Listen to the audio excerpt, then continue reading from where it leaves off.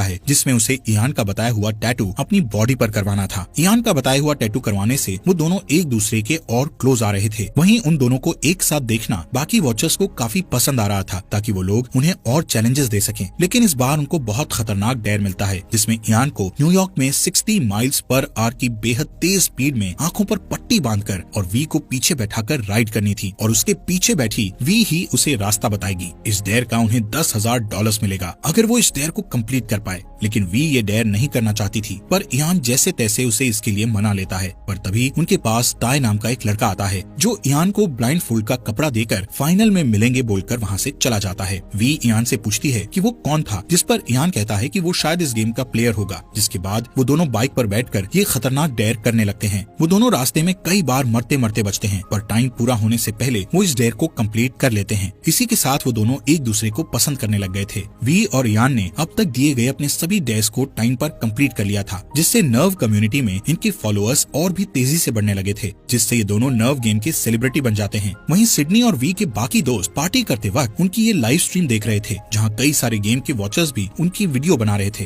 ये सब देखकर सिडनी काफी ज्यादा अपसेट हो जाती है क्योंकि सभी लोगों की अटेंशन अब सिर्फ वी पर ही चली गई थी। लाइव स्ट्रीम के चलते ही इयान वी से सिडनी के बारे में पूछने लगता है कि सिडनी कैसी लड़की है और वो दोनों फ्रेंड्स कैसे बने। अब क्योंकि वी के दिल में सिडनी के लिए हेट थी इसलिए वो लाइव स्ट्रीम पर ही सिडनी की इंसल्ट करने लगती है। असल में वी को नहीं पता था कि इयान ने लाइव स्ट्रीम ऑन कर रखी है और हर कोई उसकी ये बातें सुन रहा है। तभी इयान वी को एक पार्टी में चलने के लिए कहता है जहां सिडनी भी आई हुई थी। वहीं दूसरी साइड नैन्सी टॉमी को कॉल लगाकर उससे पूछती है कि वी उसकी कॉल्स पिक क्यों नहीं कर रही है और उसके बैंक अकाउंट में इतना सारा पैसा कहां से आ रहा है। जिस पर टॉमी वी की मॉम नैन्सी को झूठ बोलते हुए कहता है कि वी एक ऑनलाइन पोकर गेम खेल रही है जिसमें उसे पैसे मिलते हैं। वहीं उस पार्टी में नर्व गेम के वॉचर्स सिडनी को डांस करते वक्त एक डेंजरस डेयर देते हैं जिसमें उसे एक बिल्डिंग से दूसरी बिल्डिंग तक सीढ़ी पर से चल के जाना था। सिडनी उस समय बहुत ज्यादा नशे में थी लेकिन फिर भी वो गेम के वॉचर्स की अटेंशन अपनी ओर खींचने के लिए इस डेयर को एक्सेप्ट कर लेती है और जैसे ही वो हाई हिल्स में सीढ़ियों पर चलना शुरू करती है तो बाकी सभी लोग उसकी वीडियो बनाने लगते हैं। सिडनी अंदर ही अंदर बहुत डरी हुई थी लेकिन अब वो वापस नहीं जा सकती थी क्योंकि उसे इस गेम के फाइनल तक बने रहना था। तभी नीचे से एक लड़का चिल्लाता है कि तुम्हें इस डेयर को करते वक्त अपनी वीडियो भी बनानी है नहीं तो ये डेयर कंप्लीट नहीं होगा। इतना सुनते ही सिडनी अपनी जेब से फोन निकालती है और कांपते हुए खुद की वीडियो बनाने लगती है। तभी नीचे खड़े कुछ लोग आपस में बहस करने लगते हैं कि सिडनी को वीडियो बनानी चाहिए या नहीं, जिससे सिडनी का ध्यान भटक जाता है और वो उन लोगों को कहती है कि तुम सब शांत हो जाओ और मुझे मेरा डेयर पूरा करने दो। लेकिन अगले ही कदम में उसका पैर सीढ़ी से फिसलने की वजह से उसका फोन नीचे जमीन पर गिर जाता है कि तभी नर्व गेम उसे बताती है कि उसने इस डेयर को इनकम्प्लीट छोड़ दिया है जिस वजह से उसे गेम के बाहर निकाला जा रहा है। इसके बाद हम देखते हैं कि और भी कई सारे प्लेयर्स इस खतरनाक डेयर में फेल हो रहे हैं। वहीं टाई ट्रेन की पटरियों पर लेटा हुआ था जबकि ट्रेन उसके ऊपर से गुजर जाती है जिससे वो भी इस खतरनाक डेयर को कंप्लीट कर लेता है। उधर वी और इयान न्यूयॉर्क से होते हुए उस होटल में जाते हैं जहां पार्टी चल रही थी और जैसे ही वो उस पार्टी में एंटर करते हैं तो वहां मौजूद सभी लोग उनकी फोटोज और वीडियोस बनाने लगते हैं जैसे कि वो दोनों कोई मशहूर सेलिब्रिटी हों। कि तभी वहां वी को टॉमी दिखता है जो कि उससे नाराज था। वी को वहां पता चलता है कि सिडनी को इस गेम से बाहर कर दिया गया है जिससे वो तुरंत उससे मिलने उसके रूम में जाती है जहां वो सिडनी को उसके क्रश जेपी के साथ एंजॉय करता देखती है। इसके बाद उन दोनों के बीच काफी लंबी बहस होती है जहां सिडनी वी के मरे हुए भाई के बारे में भी अनाप शनाप बोलती है। जब वो बहस कर रहे होते हैं तभी वी के पास एक डेयर आता है, वो भी $15,000 के लिए, जिसमें उसे भी एक बिल्डिंग से दूसरी बिल्डिंग तक सीढ़ी पर चलकर जाना था। जिसके लिए वी तुरंत सीढ़ी पर चलने के लिए रेडी हो जाती है ताकि वो इस डेयर को कंप्लीट करके सिडनी को नीचा दिखा सके। जिसके बाद वो फटाफट उस डेयर को कंप्लीट कर देती है जिसके तुरंत बाद वी को नोटिफिकेशन आती है कि अब वो नर्व की फर्स्ट पोजीशन पर है। इसके बाद वो टॉमी से मिलती है जो उसे बताता है कि इयान ने तुम्हारे और सिडनी के बीच जानबूझकर लड़ाई करवाई है क्योंकि उसे ये डेयर मिला था जिसमें उसे तुम दोनों को आपस में लड़वाना था और इसीलिए वो जानबूझकर यहाँ इस पार्टी में लेकर आया है। वी अब इयान की इस करतूत से बहुत गुस्सा थी इसलिए वो उससे इस बारे में पूछती है कि उसने ऐसा क्यों किया। इयान उसे समझाने की कोशिश करता है लेकिन सबसे पहले वो उसे वॉचर्स से दूर करने के लिए वी को एक लिफ्ट में ले जाता है क्योंकि उनकी एक एक बात नर्व पर रिकॉर्ड हो रही थी। वी इयान की कोई भी बात नहीं सुनती और वहाँ से बाहर की ओर जाने लगती है और पुलिस से कांटेक्ट करने की कोशिश करती है लेकिन इयान उसे ये कहते हुए रोकने की कोशिश करता है कि ऐसा करने से इस गेम के रूल्स टूट जाएंगे और तुम बहुत बहुत बड़ी मुसीबत में फंस सकती हो। वी एक पुलिस ऑफिसर को ढूंढकर उसे इस गेम के बारे में सब कुछ बताना शुरू करती है, लेकिन जैसे ही वो अपनी बातें उससे बताना शुरू करती है तो वहीं दूसरी साइड उसी समय उसकी मॉम नैन्सी देखती है कि वी के बैंक अकाउंट से सारे पैसे उड़ चुके हैं। जिसके बाद वो वी को कॉल करके पूछती है, जिस पर वी उसे बताती है कि मैं काफी समय से नर्व नाम की एक गेम खेल रही थी जिसमें जीतने पर मुझे काफी सारे पैसे मिल रहे थे, लेकिन अब मैंने इस गेम का रूल तोड़ दिया है, जिस कारण नर्व गेम ने पनिशमेंट के तौर पर मेरे बैंक अकाउंट से सारे पैसे चुरा लिए हैं। तभी वी के पास टाई आता है और वो उससे सॉरी बोलकर उसके मुंह पर पंच मारकर उसे बेहोश कर देता है, क्योंकि उसे ये डेयर मिला था। इसके कुछ देर बाद जब वी को होश आता है तो वो खुद को एक कंटेनर में पाती है, जहाँ एक कंप्यूटर से उसे रोबोटिक वॉइस आती है कि अब वो इस गेम में कैद हो चुकी है और गेम की इस कैद से बाहर निकलने के लिए उसे इस गेम के फाइनल में जीतना पड़ेगा। रोबोटिक वॉइस उसे ये भी कहती है कि उसे सबसे पहले फेरी तक पहुंचना होगा। अब जैसे ही वी कंटेनर से बाहर निकलती है तो वहाँ इयान उसे ढूंढता हुआ मिलता है। वो उसे बताता है कि उसने और टाई ने इस गेम को पिछले साल अपने एक दोस्त रॉबी के साथ भी खेला था, जिसमें उन तीनों को शहर की सबसे ऊंची बिल्डिंग के हैंगर पर एक हाथ से लटकने का डेयर मिला था, जिसे करते वक्त रॉबी का हाथ फिसल गया था और वो मारा गया। जिसके बाद मैंने और टाई ने पुलिस को इस बारे में बताने की कोशिश की, लेकिन किसी ने भी हमारी बात को सीरियसली नहीं लिया। अब क्योंकि हमने भी तुम्हारी तरह इस गेम का रूल तोड़ा था, इसलिए इस गेम ने हमारी लाइफ पूरी तरह से खराब कर दी। इयान वी को ये भी बताता है कि इस गेम ने मुझे और टाई को कुछ दिनों तक एक कंटेनर में ही कैद रखा था और हमारे परिवार के बैंक अकाउंट्स में से सारा पैसा निकाल लिया। वो बताता है कि अब मुझे और टाई को फाइनल जीतना ही है, जिसके बाद ही हम इस गेम से बाहर निकल पाएंगे और अपनी नॉर्मल लाइफ जी पाएंगे। दोस्तों, यहाँ हमें पता चलता है कि नर्व गेम में एक थर्ड टाइप की कैटेगरी भी है, जिन्हें प्रिजनर कहा जाता था, मतलब जिन्होंने इस गेम का कोई न कोई रूल तोड़ा था और उन्हें इस गेम से आजाद होने के लिए फाइनल में जीतना होता था। इयान वी को कहता है कि टाई कैसे भी करके इस गेम की कैद से बाहर निकलना चाहता है, जिसके लिए वो इस गेम को जीतने के लिए कुछ भी कर सकता है। लेकिन तभी इयान वी को कहता है कि लेकिन मैं तुम्हारी मदद करना चाहता हूँ, जिसके लिए मैंने इस गेम के वॉचर्स के साथ एक एग्रीमेंट साइन किया है, जिसमें मैंने उन लोगों से कहा है कि वो लोग टाई को डिफिकल्ट चैलेंजेस दें ताकि मैं टाई को हरा सकूं और फाइनल में सिर्फ हम दोनों ही पहुंच सकें, जहां मैं तुम्हें जीतने दूंगा, जिसके बाद तुम अपनी नॉर्मल लाइफ जी सकोगी। लेकिन वी को इयान की इन बातों पर बिल्कुल भी विश्वास नहीं होता और उसके वहाँ से जाने के बाद वी टॉमी से कांटेक्ट करके उसकी मदद मांगती है। कुछ देर बाद टॉमी सिडनी के साथ उसके पास आता है और वी से नाराज होने के लिए उससे माफी मांगता है, जिससे तीनों अब एक दूसरे को माफ कर देते हैं। वी उन दोनों को अपना प्लान समझाती है कि मैं चाहती हूँ कि टॉमी अपने हैकर दोस्त की मदद से इस नर्व गेम का कोड, जो कि ओपन सोर्स है, उसे चेंज कर दे, जिससे इस गेम के सभी वॉचर्स की आइडेंटिटीज रिवील हो जाएंगी और वो सभी लोग इस गेम को हमेशा के लिए लॉग आउट कर देंगे, जिससे ये गेम परमानेंट बंद हो जाएगा। इसके बाद वी फेरी तक पहुंच जाती है, जहां वी को एक पेपर बैग मिलता है जिसमें एक गन के साथ फाइनल राउंड में पहुंचने की एंट्रेंस टिकट भी थी। वहीं इयान को डेयर मिलता है कि उसे एक बहुत ऊंची बिल्डिंग पर चढ़कर एक क्रेन पर एक हाथ से 5 सेकंड तक लटकना है, जिसे वो पूरा कर देता है और फाइनल राउंड में पहुंच जाता है, जिसके लिए उसे एक ड्रोन की हेल्प से बताया जाता है कि तुम्हें फाइनल में एक ट्रेन से जाना है। ट्रेन में पहुंचने पर इयान को उस गेम के कुछ मास्क्ड वॉचर्स एक लोडेड गन देकर फाइनल डेस्टिनेशन तक जाने को कहते हैं। इसी दौरान नैन्सी को इस गेम के बारे में पता चल जाता है और वो भी इस गेम की लाइव स्ट्रीम देखकर घबराती हुई टॉमी को कॉल करती है, जिससे टॉमी उसे अपने हैकर दोस्त के अड्डे पर आने को कहता है। वहीं वी उस स्टेडियम में पहुंच जाती है जहां पर फाइनल खेला जाना था। वो स्टेडियम बहुत सारे दर्शकों से भरा पड़ा था जिन्होंने मास्क लगाया हुआ था। उसी टाइम इयान भी वहां आ जाता है और तब उन दोनों को फाइनल डेयर बताया जाता है कि तुम दोनों को एक दूसरे को गोली मारनी है और जिसने सबसे पहले गोली मारी वो इस गेम को जीत जाएगा। इयान वी को उसे शूट करने को कहता है, लेकिन वी उसे शूट नहीं कर पाती, जिस वजह से ये फाइनल डेयर उन दोनों में से कोई भी नहीं जीतता।